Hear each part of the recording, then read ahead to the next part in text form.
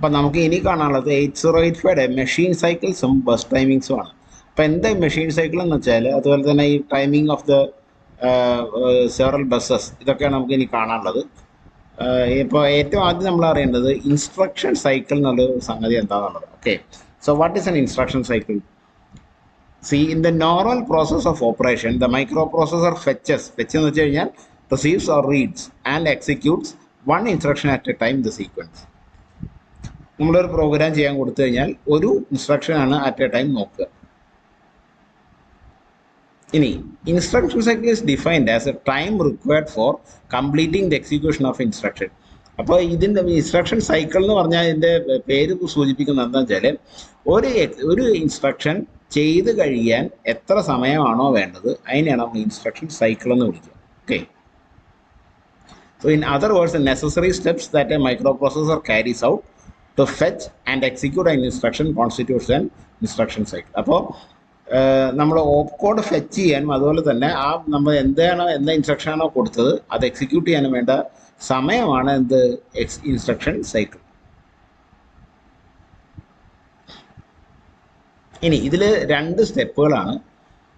The necessary steps carried out to fetch and opcode machine code of an instruction ആണ് നമ്മൾ opcode എന്ന് പറയുക. From a memory is called as a fetch cycle. അപ്പോൾ fetch cycle എന്നുള്ള ഒരു സമയത്തിനുള്ളിലാണ് നമ്മുടെ micro processor എന്ത് ചെയ്യണത്, ഓപ്പ് കോഡ് എടുത്തുകൊണ്ട് നമ്മുടെ ഇൻസ്ട്രക്ഷനിൽ നിന്ന് എടുക്കുക. ഇനി അതിന് ശേഷം എന്താ, the necessary steps which are carried out to get data if any from the memory and to perform the specific operation specified in the instruction is called execute cycle. അപ്പോൾ എക്സിക്യൂട്ട് സൈക്കിൾ എന്താ ചെയ്യുക, ഏതെങ്കിലും data എവിടെയെങ്കിലും കൊണ്ടുവരണ്ടെങ്കിൽ അതെടുത്ത് ആ instruction അങ്ങോട്ട് execute ചെയ്യാൻ വേണ്ട സമയമാണ് എക്സിക്യൂട്ട് സൈക്കിൾ. ഓക്കെ, അപ്പോൾ രണ്ട് ഇൻസ്ട്രക്ഷൻ സൈക്കിൾ രണ്ട് കാര്യമാണ്, ഒന്ന് ഫെച്ച് സൈക്കിളും മറ്റേത് എക്സിക്യൂട്ട് സൈക്കിളും. അപ്പോൾ രണ്ടും കൂടെ ആഡ് ചെയ്ത് കഴിഞ്ഞാൽ എന്താ instruction cycle. So instruction cycle I C equal to fetch cycle F C plus execute cycle E C. ഇത് ഓർക്കുക, ഇവിടെ നമ്മൾ സൂചിപ്പിക്കുന്ന സമയമാണ്. Okay,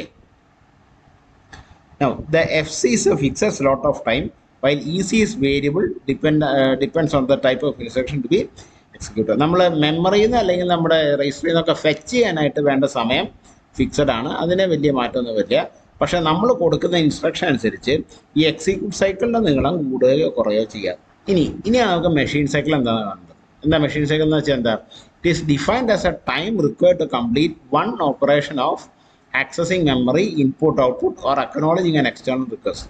This cycle may consist of 3 to 6 T states. T states എന്താ നമുക്ക് കാണാം.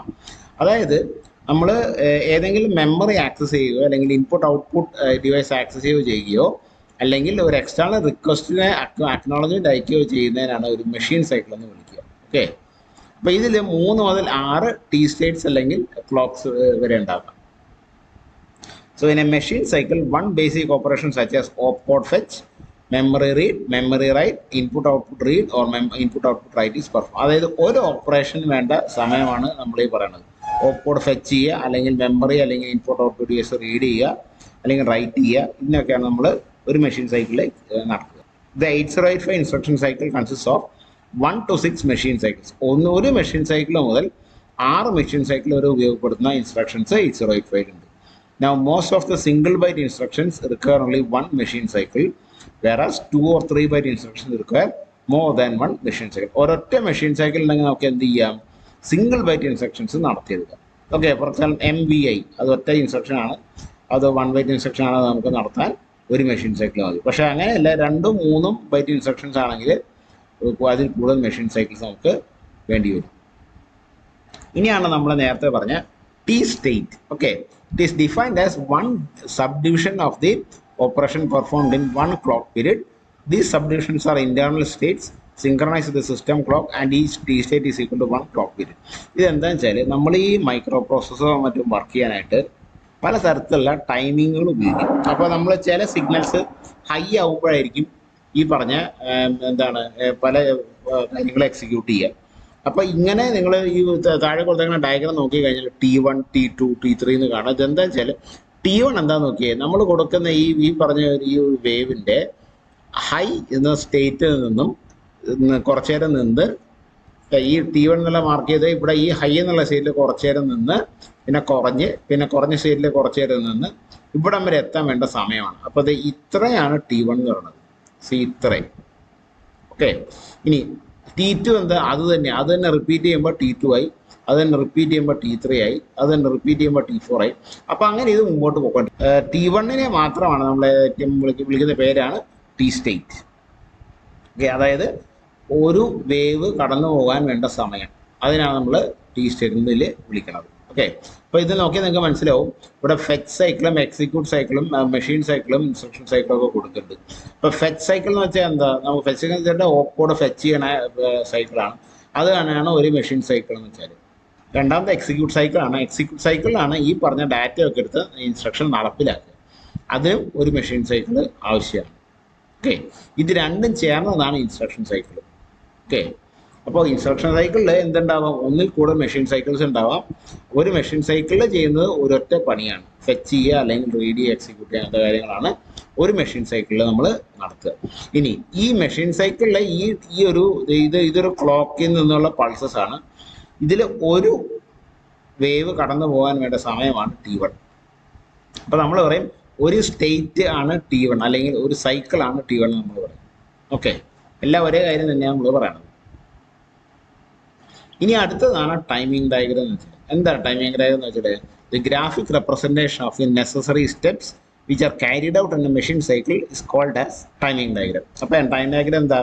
നമ്മൾ ഈ പറയുന്ന മൈക്രോ പ്രോസസ്സർ ചെയ്യുന്ന പ്രവൃത്തികൾ ഒരു ഗ്രാഫിൻ്റെ രൂപത്തിൽ കാണിക്കുന്ന ആ ഡയഗ്രത്തിനാണ് നമ്മൾ എന്ത് പേര് പറയുക? ടൈമിംഗ് ഡയഗ്രം എന്ന് പറയാം. The following buses and control signals must be shown in A timing diagram. അപ്പോൾ നമ്മൾ ടൈമിംഗ് ഡയഗ്രത്തിൽ ചില കാര്യങ്ങൾ നമ്മൾ കാണിച്ചിരിക്കുക, എന്തൊക്കെയാണെന്നുള്ളതാണ് നിങ്ങൾക്ക് കാണേണ്ടത്. ഓർക്കുക, ടൈമിംഗ് ഡയഗ്രം എന്താണെന്ന് വെച്ചാൽ ഏതൊക്കെ സിഗ്നൽസ് ഹൈ ആണ്, ഏതൊക്കെ സിഗ്നൽസ് ലോ ആണെന്ന് കാണിക്കുന്ന ഒരു ഡയഗ്രത്തിൻ്റെ പേരാണ്. ഓക്കെ. അപ്പോൾ ആദ്യത്തത് higher order address bus A15 to A8. നമ്മൾ മൈക്രോ പ്രോസസർ ആർക്കിടെക്ചർ പഠിച്ചപ്പോൾ A0 to A15 എന്നുള്ള പഠിച്ചിട്ടുണ്ടാവും. ഇതിൽ ഹയർ ഓർഡേഴ്സ്, അതായത് മോസ്റ്റ് സിഗ്നിഫിക്കൻറ്റ് ബിറ്റ് സ്റ്റോർ ചെയ്യുന്ന അഡ്രസ്സസ് സ്റ്റോർ ചെയ്യുന്നതാണ് A8 മുതൽ A15 വരെ. അതിൻ്റെ കാര്യങ്ങൾ, അതിൻ്റെ ഡീറ്റെയിൽസ് നമ്മൾ ഗ്രാഫിൽ കാണിച്ചിരിക്കണം. പിന്നെ ലോവർ ഓർഡർ അഡ്രസ്, അതായത് ഡാറ്റാ ബസ്, അതായത് AD0 to AD7 address data ബസ്സാണ് AD0 മുതൽ AD7 വരെ. അതിലെന്താ സ്റ്റോർ ചെയ്യാം? ലീസ്റ്റ് സിഗ്നിഫിക്കൻറ്റ് ബിറ്റാണ് സ്റ്റോർ ചെയ്യുക. 16 ബിറ്റ് ആണെങ്കിൽ അതിൽ ലീസ്റ്റ് സിഗ്നിഫിക്കൻറ്റ് 8 ബിറ്റുകളാണ് ലോവർ അഡ്രസ്സിൽ സ്റ്റോർ ചെയ്യുക. മൂന്നാമത്താണ് ALE, അഡ്രസ് ലാച്ച് എനേബിൾ എന്നൊരു ഒരു ഫങ്ഷനാലിറ്റിയാണ്. അത് നമ്മൾ ഡീറ്റെയിൽ ആയിട്ട് കാണും. നാലാമത്തെ റീഡാണ്, RD. അഞ്ചാമത്തെ റൈറ്റ് ആണ്. ആറാമത്തെ IO⁻M, അതായത് നമ്മൾ കൊടുത്തേക്കുന്ന സിഗ്നൽ ഇൻപുട്ട് ഔട്ട്പുട്ട് ഉള്ളതാണോ അതോ മെമ്മറിയിലേക്കുള്ളതാണോ എന്നുള്ളതിൻ്റെ സ്പെസിഫൈ ചെയ്യുന്ന കാര്യമാണ് ഈ IO⁻M എന്നുള്ളത്. പിന്നെ S1 S0 എന്നുള്ള രണ്ട് ഫ്ലാഗുകൾ പോലെ രണ്ട് കാര്യങ്ങളാണ്. ഇതിൻ്റെ ഈ ഡാറ്റ അനുസരിച്ചാണ് S1 S0ൻ്റെ വാല്യൂ അനുസരിച്ചിട്ടാണ് മൈക്രോ പ്രോസസ്സർ റീഡിംഗ് ആണോ, റൈറ്റിംഗ് ആണോ, ഹോൾട്ടിംഗ് ആണോ, സ്റ്റാൻഡ് ബൈ ആണോ, ഇതൊക്കെ തീരുമാനിക്കുക. ഓക്കെ. അപ്പോൾ ഈ 7 കാര്യങ്ങൾ നമ്മൾ എവിടെ കാണിച്ചിട്ടുണ്ടാവണം? ടൈമിംഗ് ഡയഗ്രത്തിൽ കാണിച്ചിട്ടുണ്ടാവണം.